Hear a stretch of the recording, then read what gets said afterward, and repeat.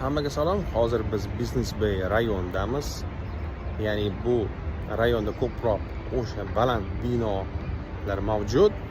Bu yerdan Burj Xalifagacha juda ham kam, ya'ni 5 minutda yetib borsa bo'ladi.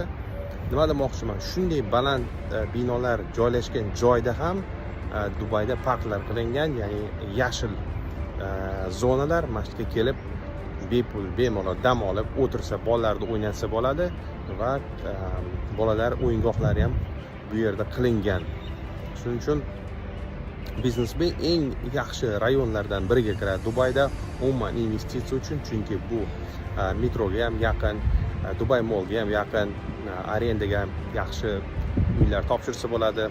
Ya'ni kunlik, oylik, haftalik ham bemalol topshirsa bo'ladi va qolgan paytlarda yashasa ham bo'ladi.